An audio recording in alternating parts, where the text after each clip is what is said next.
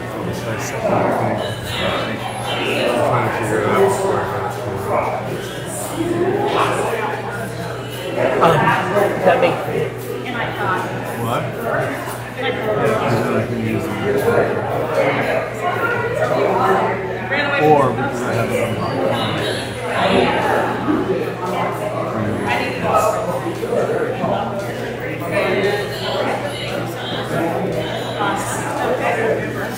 Hey, Mr. Mayor. Happy Sunday.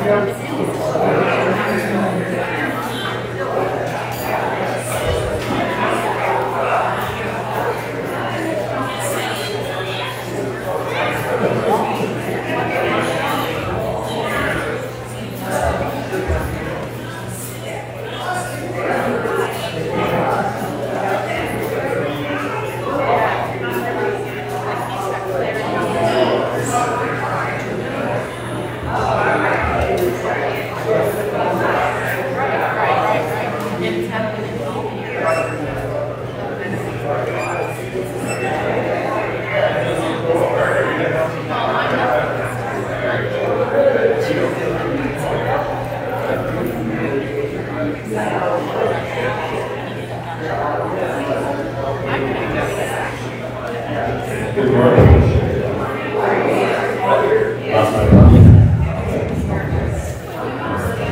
Good morning. Welcome to Althea. What a chatty everybody is today. That's exciting. Come on in and join us. Find a seat here. My name is Rick Kisman. I'll be your host today. And thank you all for spending part of your beautiful Sunday today. I don't think it's supposed to rain today. Not that there's anything wrong with that, but nice to have clear, Colorado blue sky. So, as I say, my name is Rick Kisman, so I'll be the MC for today. And it's always a pleasure and a privilege to do this. We would like to, or I would like to, admonish everyone to, that's strong, but to encourage everyone to shut off their phones, turn it on vibrate or silent or stun or some setting that won't disturb your neighbors.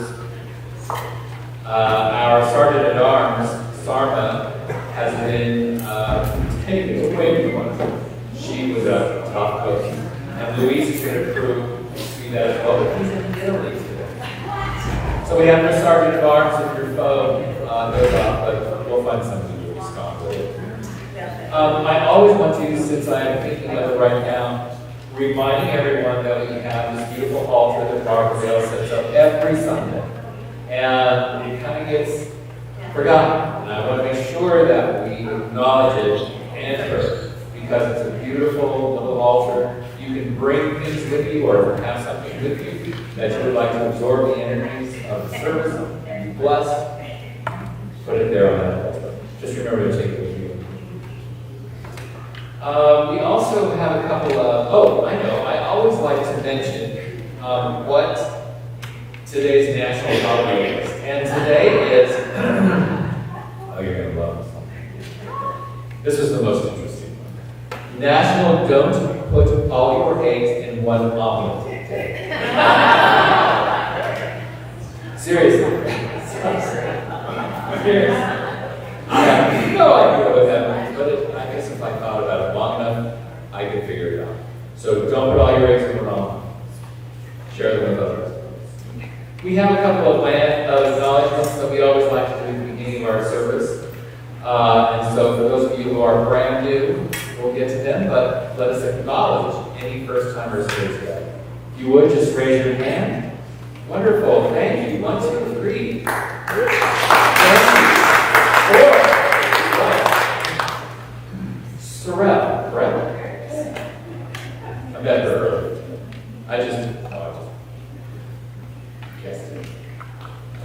So Barbara is handing out a crystal, and we usually have a flower, but today's a little different. You're a little special today, so you're getting a crystal.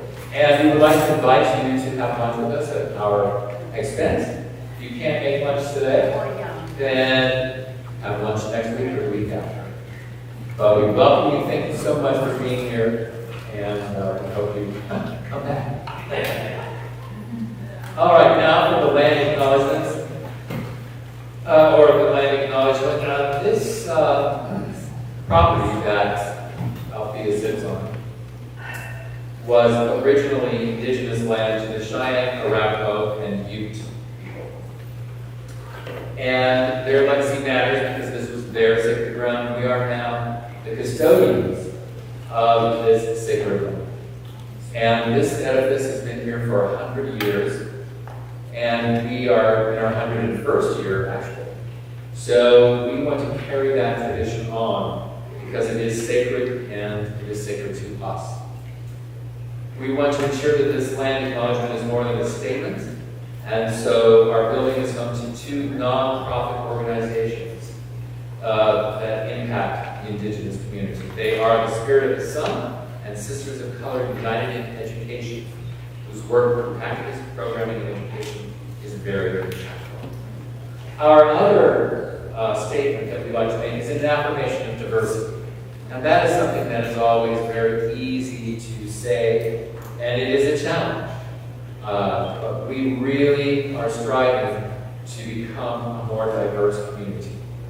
That means that we want to grow in diversity of race, gender, sexual orientation, age, ethnicity, backgrounds, and physical abilities. And you know, our trans community is in this country is being so challenged.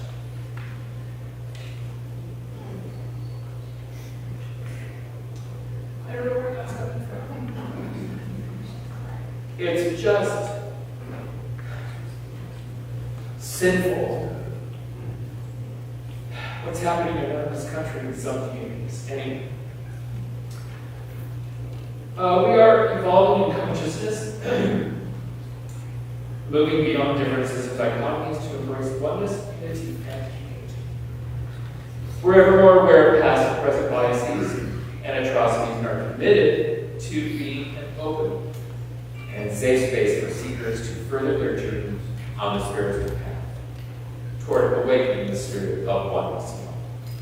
And that's what we strive for here, oneness. And I know we all have those challenges when we walk outside of these doors.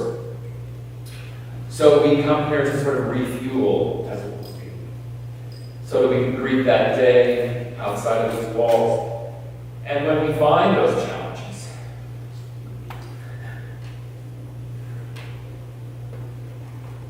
I'm sorry, I don't know where this is coming from.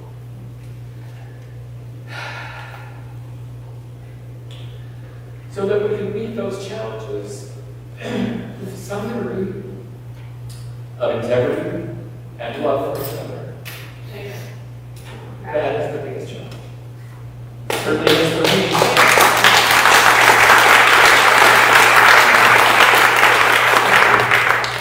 We want to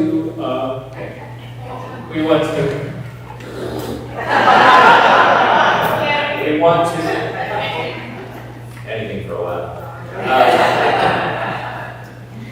We also want to welcome our online community and those on Facebook or who will watch this in the future with the wonder of technology. So welcome to all of you who support you. We'd be so grateful for your support of us. Moving right along, let's see. We have, what's next? Our own from the wonderful, lovely, talented Allison.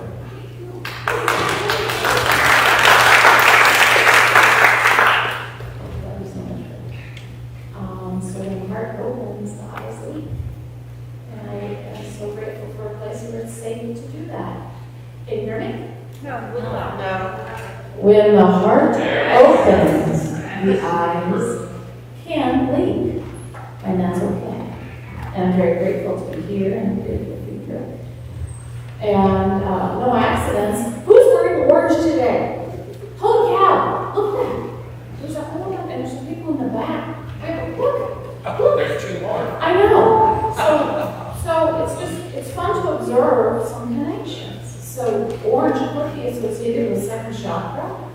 creativity, our womb chakra, our procreation. So interesting observation. And everybody that didn't wear orange, we know you got it in there. So I'm very grateful for you to join me today. And let's take a moment and pull it all together in our oneness. And I invite you to close your eyes if you like. Place one of both hands on your heart to really strengthen that focus and connection with your mighty heart energy. Let's breathe into that. And let's affirm, along with our girl Nona Brooks, that we play a role in the healing of the planet, healing of the separation that we observe, healing of any physical ill. Let's just note that healing is a pathway. It's a generous invitation to affirm our connection to spirit, our interactive relationship with spirit. So right now, I'd like you to just observe within your own consciousness what's coming up for you that needs to be healed. You are getting the exact right information. You and you alone are aligned with that vibration that will facilitate the healing in that area, that person, that situation, that mindset, that violence. What is it coming up for you? Being the compassionate servant now. Let's affirm the healing and wholeness that's already taking place. It's real. It's manifesting from spirit into the physical now. This is you. This is your power. This is your ability. This is how you are divinely wired. Let's allow that love, that healing, that acceptance, that respect for the journey, that oneness now to fill us up, fill us up, fill us up, so that we are that. We affirm that we're vehicles for the good that is manifesting in this world. Let's just rest in that field for a moment.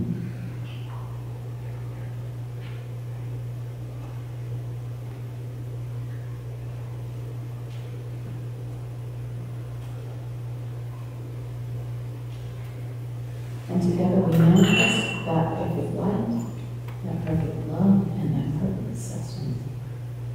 And so it is.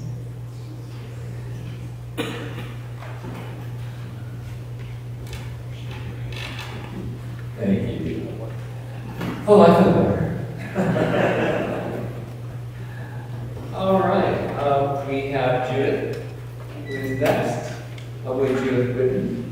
And she will be reading the statement of being and leading us in the face of God.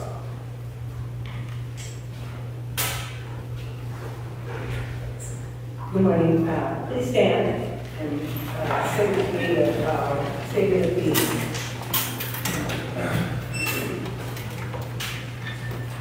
God is all, both invisible and visible.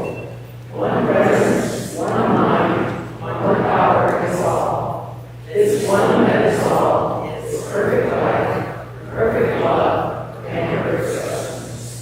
We are individualized expressions of God, and are ever one with this perfect light, perfect love, and perfect substance.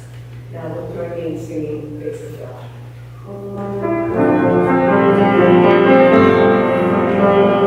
Thank you.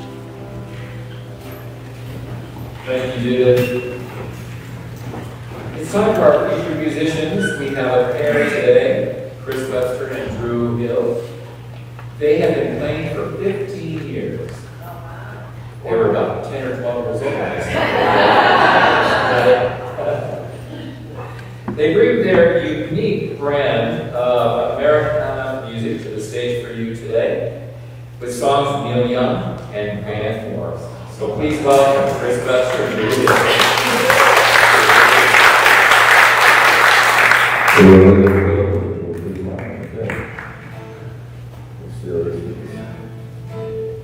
Good morning, everybody. Welcome to Althea. Hope you're having a great summer. It's already a highly emotional day. It's a great day. And we're going to bring in a little Simon Garfunkel with me this morning, one we played a few years. We hope will touch your heart.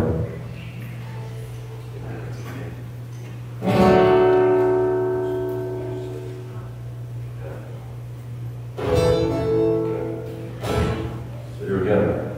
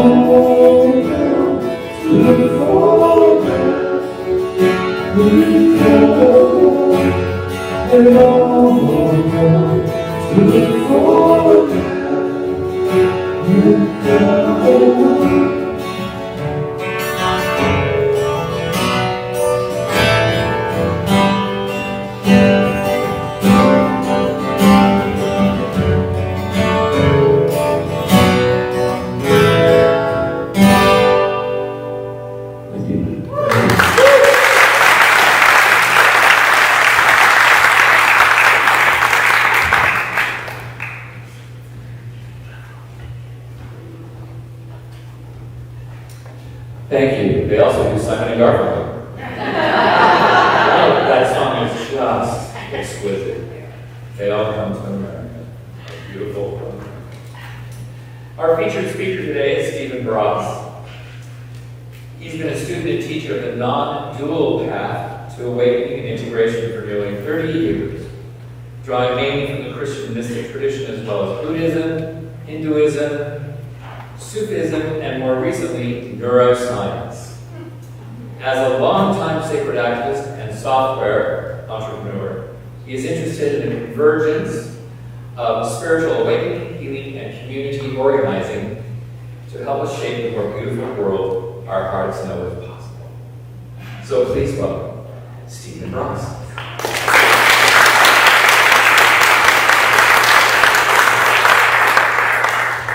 Thank you very much, Rick. Thank you, Christopher and Drew, for that beautiful music. And I have to say, Rick, when you said, I don't know where this is coming from, I was so tempted while I was sitting there to turn my mic on and just say, it's coming from your heart. As the voice of God. So let's just start with a prayer. Holy Mother God, thank you for this gorgeous day, for the gift of life. May my words today be in alignment with your words, your love, and wisdom. Amen. And I'd love for us to start this morning by turning to a friend or someone you haven't met yet and simply share something you'd like them to pray for you for, something that's on your heart that you want to be prayed for. And so the invitation isn't to get into your story, it's just like a 30-second deep drop in, back and forth. So we'll just try and do that in like a minute, sharing from your heart. What would you like them to pray for you for? And we'll pray for each other today at some point. So go ahead.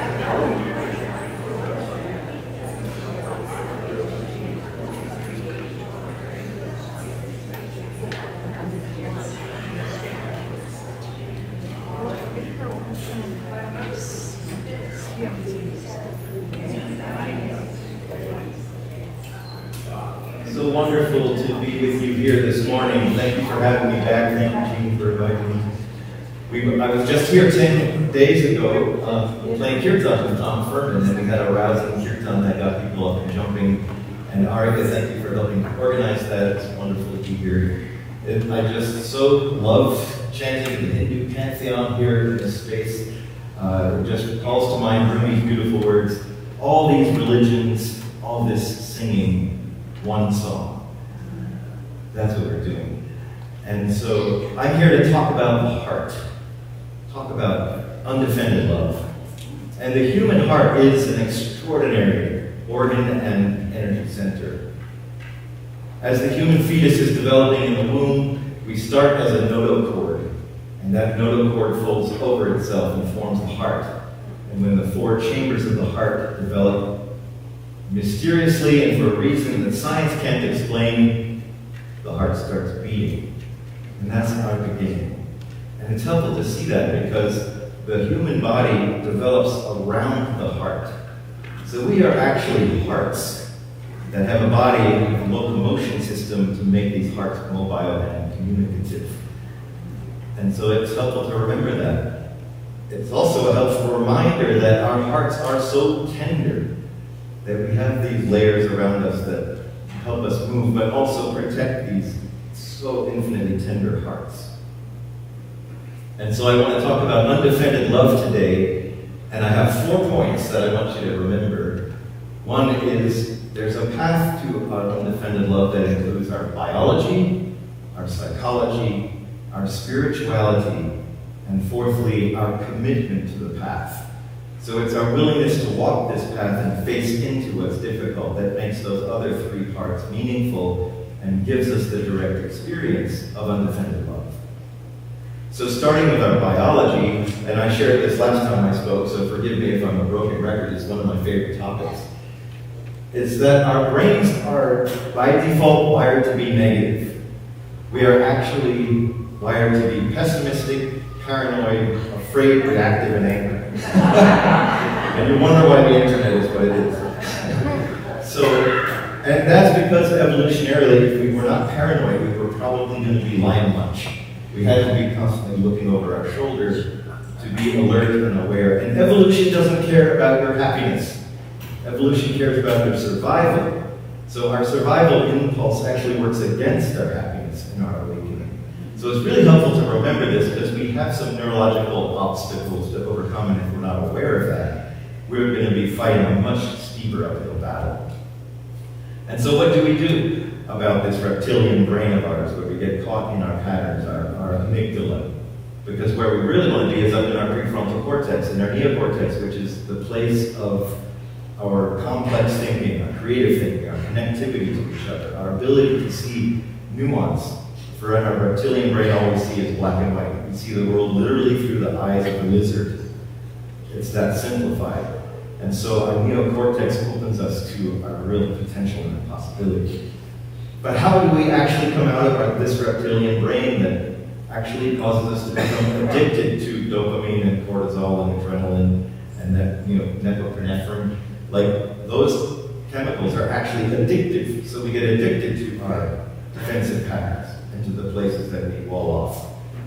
How do we come out of that? Well, through a practice. And Kevin Lockwood, Kevin introduced me to this practice, and it's so powerful. It's called positive intelligence. It's a way that you can take short moments of awareness, 2 minutes, 5 times a day, and it helps you come into your prefrontal cortex that rewires your brain.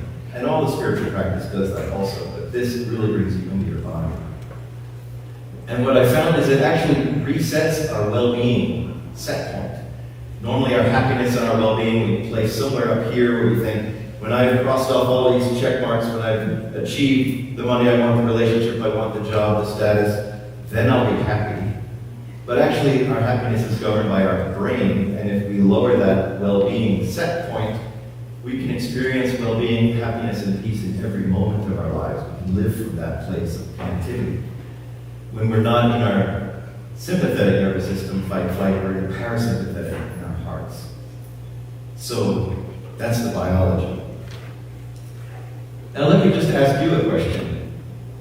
What's the benefit of living a defended life?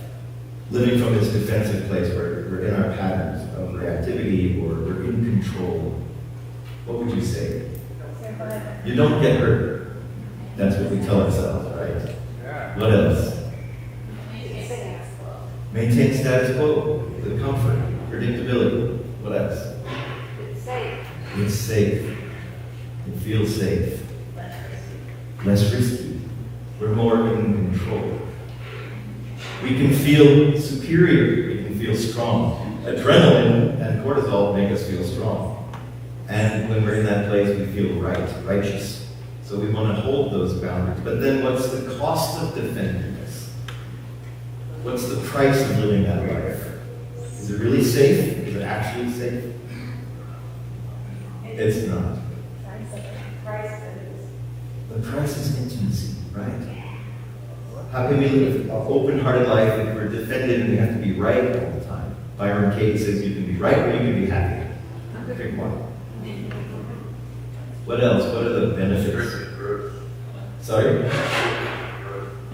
Constricted. Restricted, yes. Growth. Restricted growth, right. We just are stuck in our pattern, right?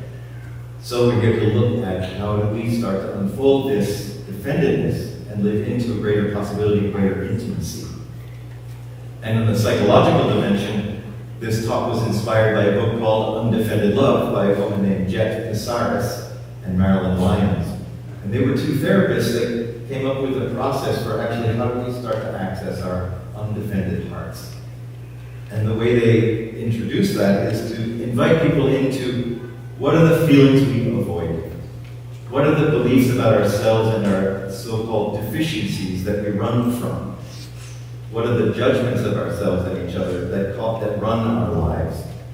And so as we get more present to our feelings and our deficiencies, our beliefs and our inadequacies, we start to get in touch with the emotions that are behind those feelings, those deficiencies, and those emotions surface. And then as we stay present with those emotions, we can go deeper and deeper into what's our story, and what's the story of that, and the story of that. Until we start to access what is the core fear that is driving our lives. Is it that I'm unlovable? Is it that I'm broken? I'm not enough? I'm deficient? I'm incapable? Is the fear that I'm going to wind up living under a bridge in a cardboard box? Is that our fear? So when we get closer to the core fear, that helps us see more clearly the game we've been playing. And the biggest obstacle to doing this process is our judgment of ourselves. We start to look at our patterns and we say, I'm wrong, I'm bad, I'm no good for holding these patterns. But we can remind ourselves that these patterns are adaptive strategies. They are so intelligent. When we were little, we learned these patterns and these beliefs because it's what kept us feeling safe. We believed that if I'm just a good boy, if I do what my parents want me to, I'll be loved. Or I have to rebel against the world and constantly be in a fight, and then I'll feel good about myself.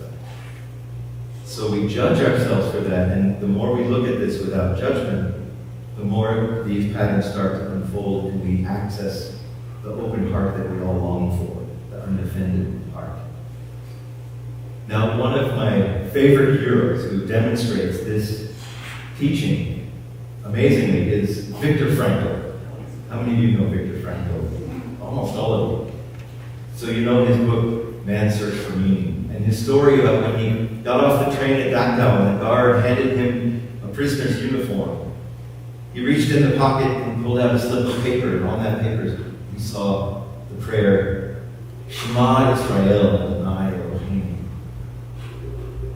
Listen, hear, O Israel, the Lord thy God is one. And when he saw that prayer, he had this image of the man who had just worn that uniform an hour before, walking into the chamber with his spine straight, head held high, knowing who he was, knowing his goodness, knowing his innate, loving, beautiful heart. And he walked into that knowing who he was. And he had a deep insight that there was one thing the Nazis could never take away from him. And that was his choice in how he responded to any situation. And there and then he decided, I will always choose love. I will choose what supports life.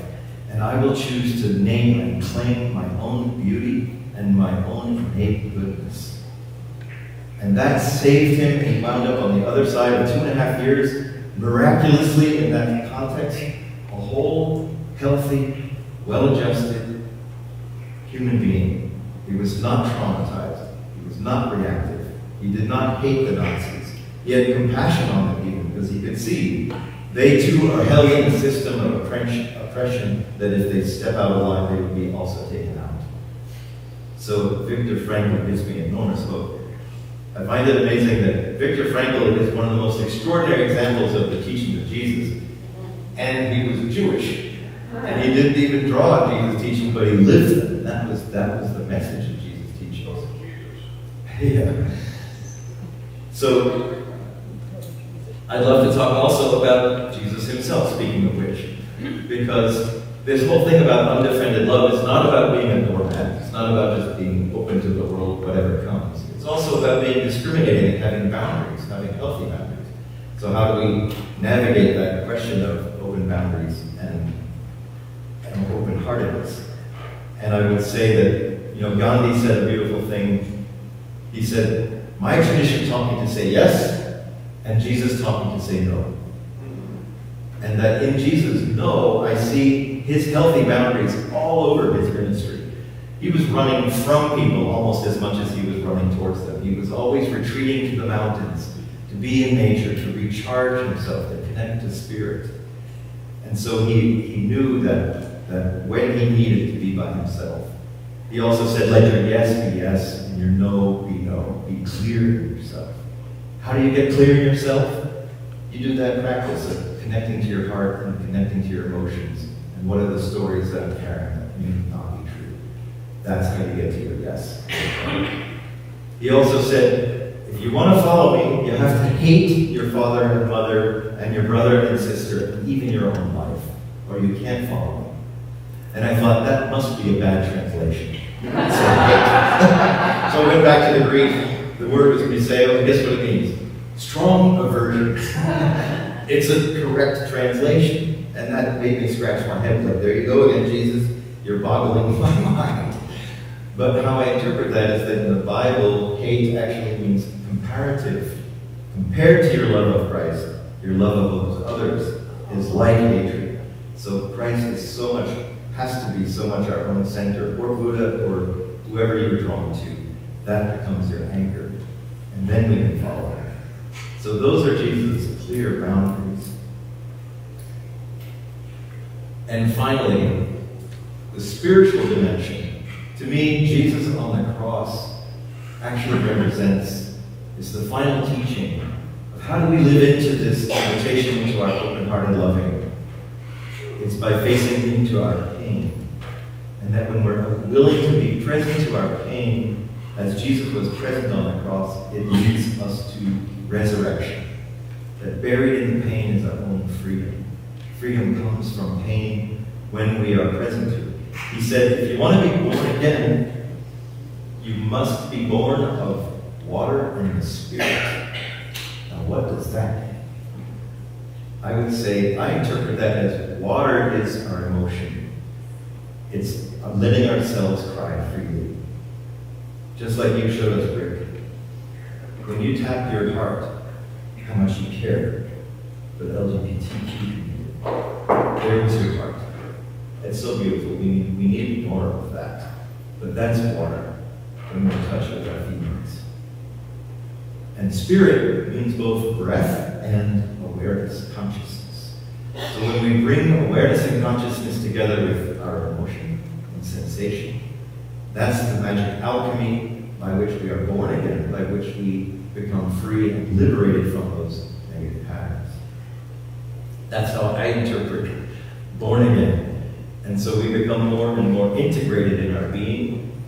We're less driven by our fears and our reactivity, and we can actually step more fully into our life, enjoy our life, be in love, be available to be loved and to love from this open heart. Rumi said, the cure for the pain is in the pain. And I realize, as a sermon topic, this isn't the one that's going to sell a lot. Because most of us on the spiritual path, we want to feel better, naturally. And we want to use spirituality to bring us into the light and uplift us. But Rumi and Jesus and Buddha and Lao-Tzu tell us it's when we face into what's challenging with awareness, breath, and our emotion that liberates us. I was at a gathering last night where someone said, pain is the path. And I think that's true. And it's not that we have to seek pain or wallow in our pain. Life gives us plenty, right? It's what we do with it. And when we face into it with His wisdom, we heal the fastest and we integrate all the parts of ourselves so we become become more and more fully human. I experienced this once on a sweat lodge. About 5 years ago in Boulder, there was a celebrated medicine man from the Lakota tribal community. He came down and he did a sweat lodge. And because he was so well known, lots of people showed up for it, and about 30 people tried to squeeze inside this 12-foot diameter sweat lodge, right? And it was the first one I'd ever done. And we were all squeezed in there, cheek by jowl, and I was with all these topless guys in there, and women on the other side, and I felt like we were all a bunch of sweaty pigs. We were just bound in this complete darkness, and the medicine man started pouring water over the stones, and it got so hot in there. I'd never experienced heat like that. I thought my lips would burn off my face. And I felt myself quickly going into panic because I couldn't get a good breath. The air was thick with steam, and it was so hot and uncomfortable. I thought I was going to have to bolt. But something in me decided I'm going to face into this. I'm going to face this pain. And I'm going to breathe deep, long, and slow, and I'm going to connect to the cool earth.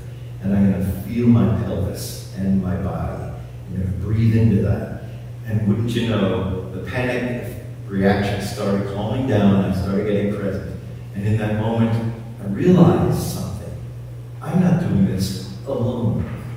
I'm doing this with a group of people. We're doing this together. And when I realized this is something we're going on together, a different kind of strength showed up in me. I felt my strength supports them. Their strength supports me. And I could feel that warrior energy in me woke up. And I was like, I can do this. But as much as I could do that, I also was so connected to my fragility and my vulnerability as a human that this little coil could go like that. Like I was just so fragile in this universe. And so I was so humbled at how small I am. This tiny, tiny little speck of dust. And yet, my awareness started moving outside the sweat lodge, and I could feel my connection to the grass, and realizing every living thing is that vulnerability.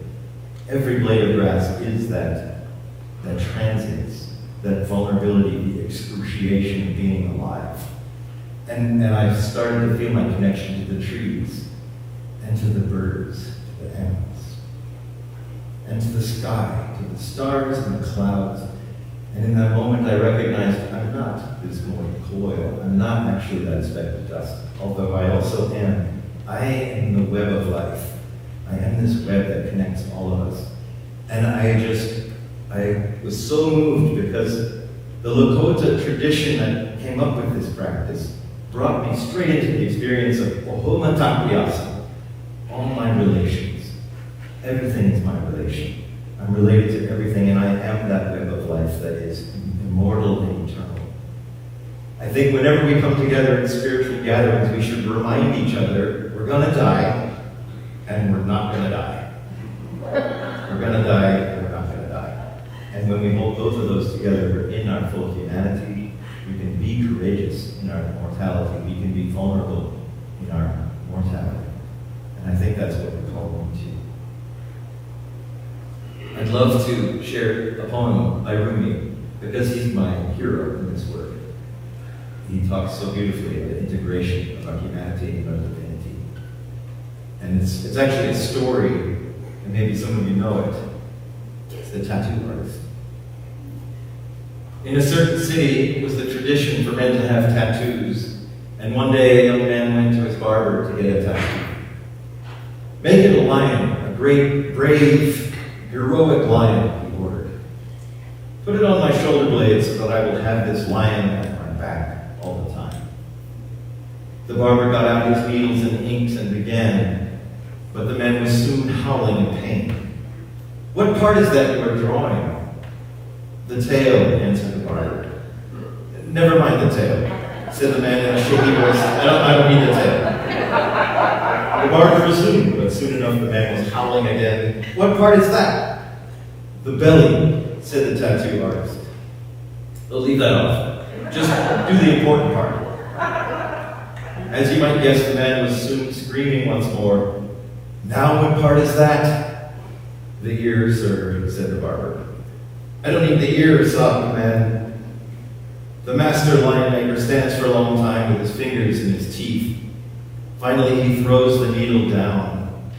No one has ever been asked to do such a thing, to create a lion without a tail or a head or a belly or ear.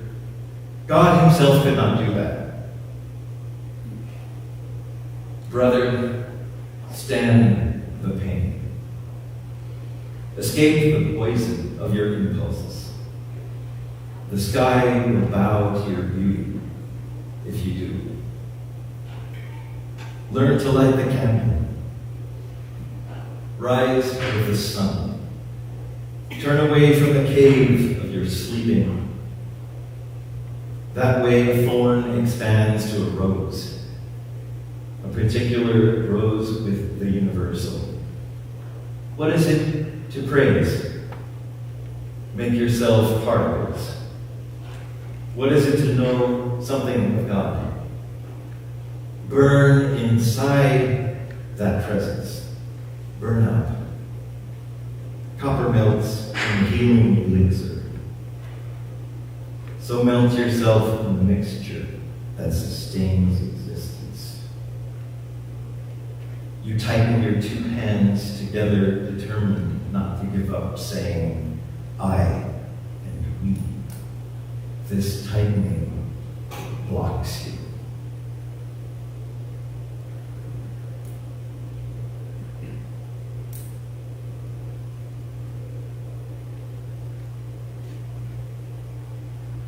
And another. The way of love is not a subtle argument. The door there is devastation. Birds make great sky circles of their freedom. How do they learn to fly? They fall, and falling, they're given wings.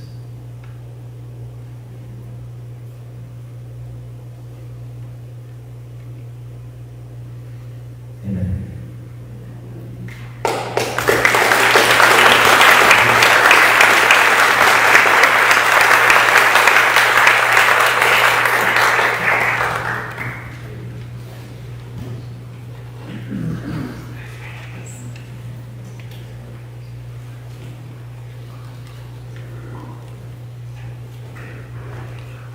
Sorry, I was trying to mesmerize.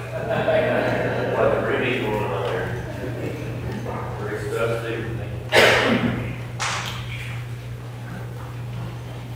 Well, being so close to the America's Independence Day, we're sticking with an American theme. This is a song about a band American. And we commenced our pianist, Stan, can you join us on this one? So you guys enjoy it. It's, guess what, another song from my childhood, which years old. But I love this song as a kid, and it's just a real joy to be able to perform.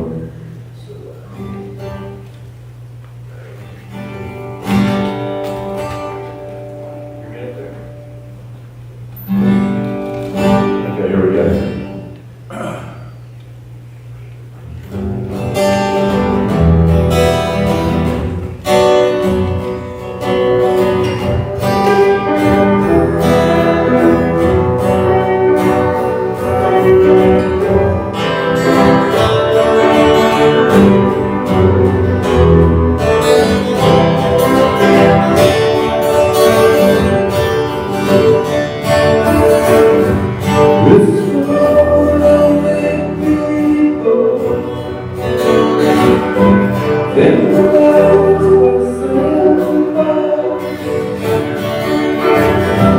Don't give up until you bring a single come. Ride that lorry in the sky. With the rose and lonely people, bring the rose and the rock.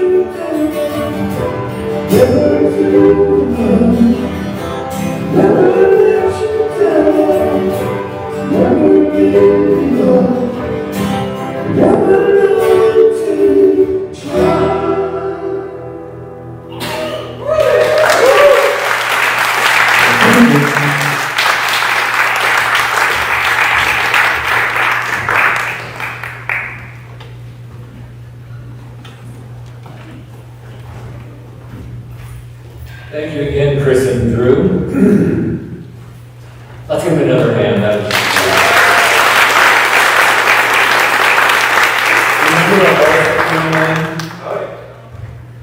yeah, you like that song, is it not?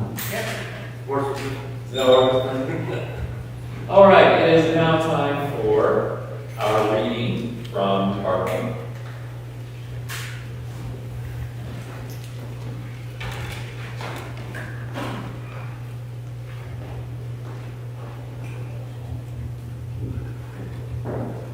Morning. This is A Tear and a Smile by Khalil Gibran.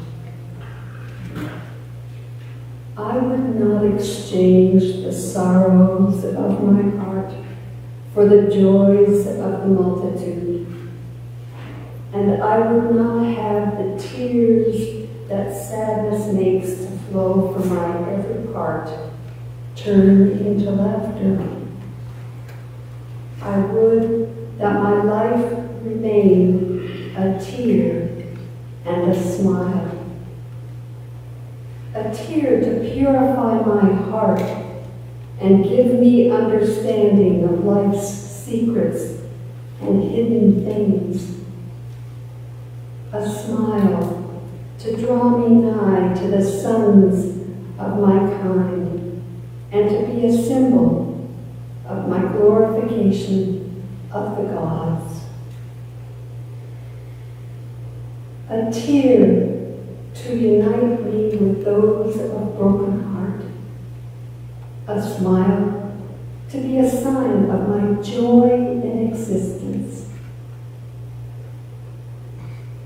I would rather that I died in yearning and longing than that I lived weary and despairing.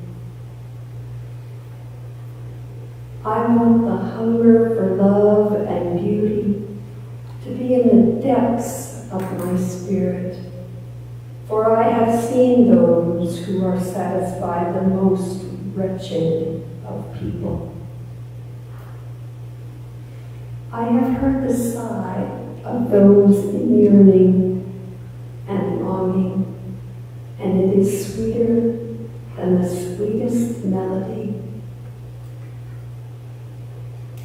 With evenings coming, the flower folds her petals and sleeps, embracing her longing. At morning's approach, she opens her lips to meet the sun's kiss.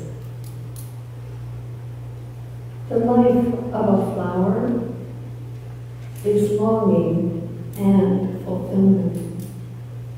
A tear and a smile. The waters of the sea become vapor and rise and come together and are a cloud. And the cloud floats above the hills and valleys until it meets the gentle breeze, then falls weeping into the fields and joins with the brooks and rivers and returns to the sea, its home. The life of clouds is a parting and a meeting, a tear and a smile. And so does the spirit become separated from the greater spirit to move in the world of matter and pass as a cloud over the mountain of sorrow and the plains of joy to meet the breeze of death and return whence it came, to the ocean of love and beauty, to God.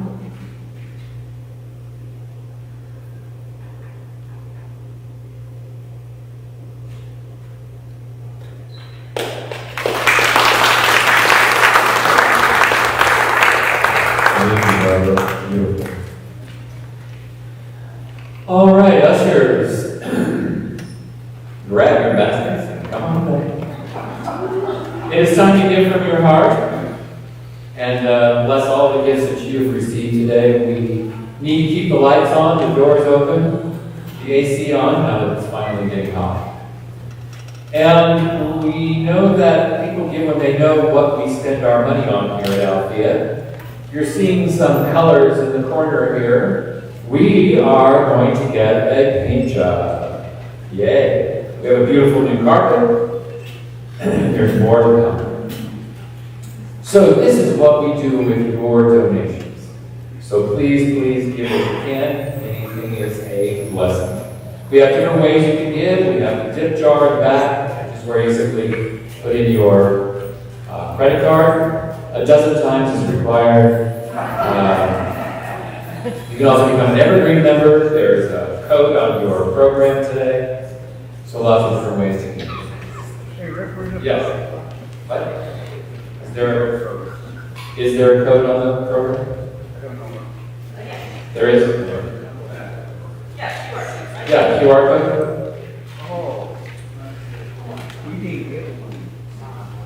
Maybe some of you didn't get that. You can give me your $100 bill and I'll take it.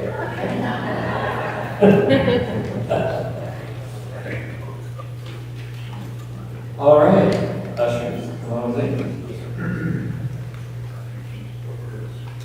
We have our offering affirmation, which is on the screen here, a way to consciously connect with your gift and those that you receive. The universe provides all that I need and all that I give. With great joy, I share my prosperity. I receive for the world. I help its happiness. And so it is. Amen. Thank you so much. Now is the time when we open this to what we call prayers of the people. And this is a way for you as members attending today to express your wishes, desires for prayers to go out to our prayer practitioners. There's about 25 that these will go to. And Althea is all about affirmative prayer. This is where it's not a begging prayer, it's not what other kind of prayers are there? It's not where you are being helped with contrition. You are expressing a statement of spiritual truth. You want to affirm your health. You want to affirm someone else's health. Affirm your abundance. Affirm the love of the world. So open your hearts. What would you like the community to pray for? I write these down and send them. We have microphones. Yes, Alice.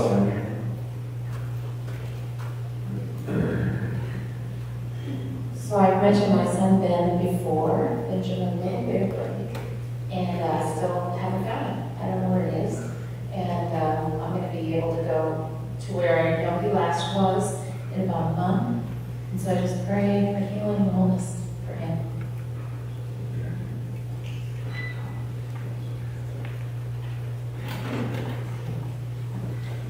Two of my friends have gone to Poland, they've been in Warsaw for a moment for about a month. I'd like to pray for their safety while we're there and return here. And my friend in California for continued healing from her eye surgery and the Owens. Who's the one with, what's the name of the one from eye surgery? D. Owens. D. Owens. D. Owens. D. And the two who are going to Poland? Rolla and Kasia Bittner. CITNER. Okay. Thank you. Thanks. Yes, Barbara, will be happy. Okay. I would like to have prayers for my friend Myron McClellan, a beautiful spiritual teacher who recently had shoulder surgery. Didn't go well. He now is in the hospital with pneumonia. So please pray for him. Thank you. And there was Myron McConnell. Myron McClellan.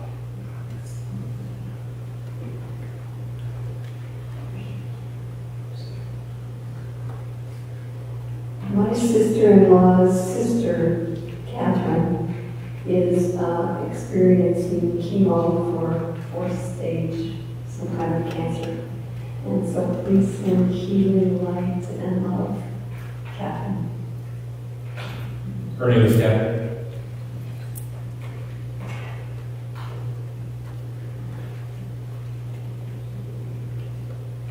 My friend Kayla Fuller just went through a surgery on her chest, and she's in a lot of pain. And she's also struggling with, life goals for her age bracket, and we'd just like her to receive a lot of whatever she's going through right now. Tell me your name again. Chadrick. And the person is Kayla. Kayla Fuller. Kayla. Yes. Thank you, Chad. Oh, Lee? I would like a prayer for my grandson, Stiles. He recently had surgery to remove his gallbladder, and in the process, they realized that it's really his kidneys that that he's having serious trouble with, and he's now on dialysis. And what I would like a prayer for is that he can accept a new stage of life, maybe, in which he will have to live in a different way. Thank you. Thanks, Lee. Anyone else? I'd like you to pray for Prajna. For what? Prajna. He's taking a heart attack. Well, not a heart attack. A heart attack. A lot of loss of energy. So I guess I can pray for him. And also I can pray for myself. Thank you. Thank you, Pete. Anyone else? All right, let's just move into a prayer right now. Just a quick little affirmative prayer. We've got this energy going. And in this community, we just acknowledge the power of spirit, the power of knowing that there is a power that is more powerful than any disease, any animosity, any lack, any loss. And when we hold on to that, we know that everything is surmountable. And in our heart of hearts, we pray for these names that have been given to us today, and we take them in our own hearts. This service has been so much about the heart. And we take them with us out into that world again, knowing that there is abundance and health and life always. And so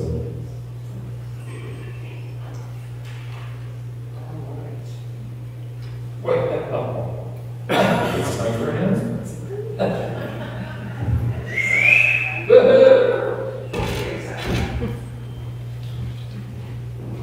Thank you, Rick Kitzman. I am Jim Castleberry, and I am part of the team that brings you Sundays. And our exciting news is that in less than a month from now, we won't have guest speakers as often because we will have a spiritual leader who will be up here most Sundays. So, yes, woo, that deserves a lot. And you would have gotten today, if you didn't vote already last Sunday, or you didn't vote online, which is an option, you would have had a chance to vote today. You only get to vote once, just once. And this is giving us, the board, an idea, sort of a sense of how folks are leaning as far as our 3 final candidates. And we're going to use that information to make a final decision on a candidate who will be presented to you and voted in with a 2/3 vote, is the hope. And that's the way our bylaws are written. That's why it happens that way. Yes, ma'am. You have to be a member to vote. You have to be a member to vote. I'm going to let Bob answer that. Give him a microphone. Second.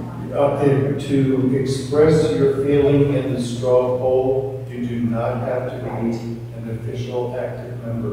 And that's what today's piece of paper is, or the online. Yep. To vote on the 23rd, only active members who we have listed, this is according to the bylaws, can vote on the 23rd. But to do this straw poll, we would like everyone's input. Thank you. So I didn't give ballots to people who were members. Oh, so they need to come get a ballot? Maybe after Okay. I give you a ballot. Okay. So if you were denied a ballot, it's a hard thing today. It's a hard thing. So, but seriously. And you can also run if for some reason you don't get a ballot. But the cool news is we still have a few more Sundays with amazing speakers like Stephen Ross today.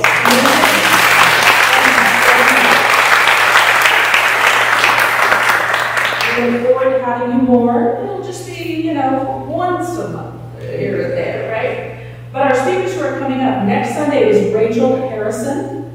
Everyone loved her. She's coming back. After that is Christine Renee Monks, who will be joining us again. And then we're going to wrap up July with Chris Parente, who is also one of our favorites. So keep rolling out in July. I know you have vacations and you have family in town, but fit us in on Sundays if you would, before we head on into the amazing new August. All right, a few things I also want to announce is that Community Connections is our online Zoom way to join the community. That happens on Thursdays. We are going to skip the first week of August, and we always skip that last Thursday of the month. So pay attention to the calendar. That happens online at 11, and this is a community discussion. It goes on for an hour and a half. Yes? No, that's incorrect. Okay, that I'm going to blame all the people who gave you this. Yes, Kathy runs it, so you tell us what's really happening. There will be no class for the rest of this month. No class for the rest of July. Start in August, the first week in August. It starts back the first week of August? Yes. Okay, so there you go. The last week of the month is always off. And the last week of the month is always gone, which won't matter this month because we're not doing it anymore this month. If that's not clear, go to our website. You can always go to our website. You can always talk to Kathy about it. So thanks for clarifying that. I appreciate it. We also have a class that we're offering again because it was so very popular. And perhaps you've heard of New Thought or Affirmative Prayer, talked about Althea or Prayer Partners, or offering a private session after. Perhaps you'd like to learn and know more about this. So we are having again an affirmative prayer class beginning July 18, so that's coming up soon. And it is facilitated by our 2 prayer partners, Connie Carter and Nick Peterson. They both have successfully used these techniques for many years. So sign up now. You can sign up here, you can sign up online. It's, the cost is $40. It's going to last 6 weeks. It's at 6 to 8 p.m. starting July 18. So join us for that. We also will have a Going Back. We have one every month. And this one, the next one will be July 23rd, 12:30 Sunday, right here with Greg Wilkins. If you want to be part of being bathed by the vibrations of a gong, it is amazing. We also always like to point out our thermometer, because that sucker has not been moving lately. We keep telling you Sunday after Sunday, we are 2/3 of the way there, which is still true. But we need to start getting that sucker up, because before we know it, it will be the end of the year. At the end of the year, that needs to bust through the top of that thermometer. So please dig deep and help us get capital money. That's for capital funds to do cool things like the painting and a carpet that you see. All right, we are wrapping this up, I promise, almost there to the end. We need a couple more board members. If you would like to find out more about what it's like to be a board member, let us know. We always love more volunteers. And so one other way to give, besides supporting us financially, is to give up your time. So let us know. Luis Parente Rios is not here today because he's in Italy and I'm not. So I'm angry and bitter. But when he comes back, and even when he's not here, if you're interested, you can talk to any of us that you see in the dining room who look like they might know something, and we'll tell you how to get signed up to be a volunteer. We would love that. That, I think, is the last. Oh, real quickly, again, immediately after this, if you would like a private one-on-one prayer partner session that will happen behind this wall with our prayer partners today, is it Dick and Lee Peterson right there, folks who are teaching the class I mentioned. That's an opportunity to do that. You can also go online for an anonymous prayer. If there's something just like you heard today that you would like to have prayed about, you can do that online as well. If you are new, join us immediately after the service for a free lunch in the dining room. If you can't stay, come back. We'll give you another free lunch another time. And there will be a deep dive with Stephen. So if you like what Stephen talked about, if you want to get into a smaller, facilitated discussion about what we talked about, it'll happen around 12:30. So you've got time, plenty of time for prayers, for lunch, for all of it. And join us afterwards. I think that is it, unless anyone has anything else. Anything going once? I would like to turn it back over to Rick, to our song crew. I think Daryl will be part of that. And then Bob Burkhoff will wrap us up with prayer. Thank you. Okay, it's a community song time.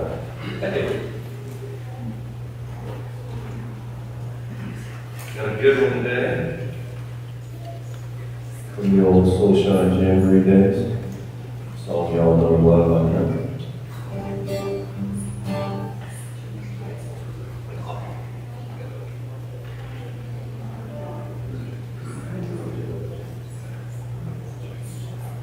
So you got words and all that kind of good stuff. Here we go, do a little intro, and then you guys will know where to come in. And I think you know this, of course. So sing out loud. Here we go.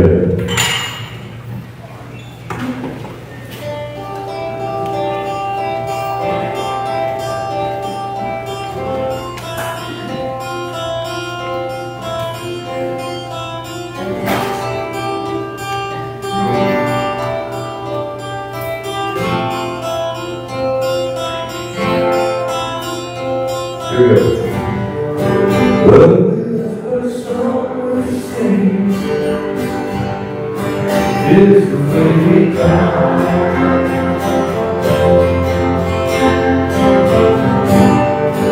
You can't hear the sing when the angels cry.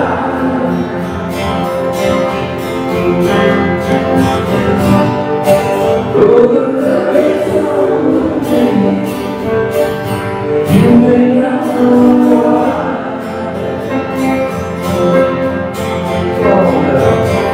Don't be around, sun shining everybody.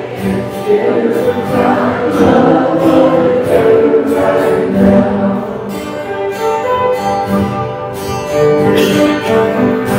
So may long someday come, we will surely die.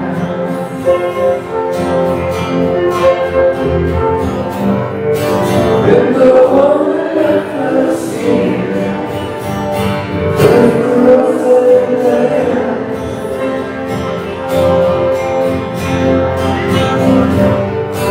we are one woman's sunlight, begging for the clouds. Oh, now, my brother, everybody is here.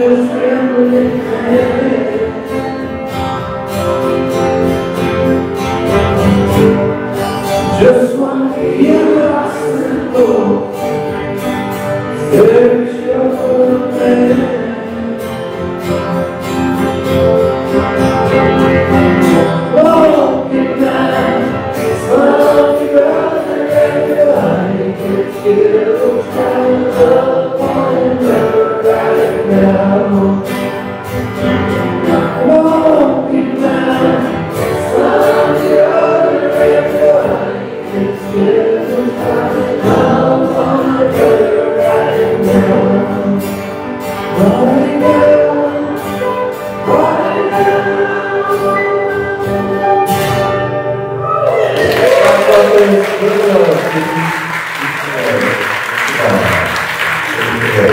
guys come together, they have a hand, or two, or three, or four. Get ready. Something wonderful is happening to me right now. It's that thing called life. I feel it in my heart. I feel it in my body. I know it. I am it. And so it is.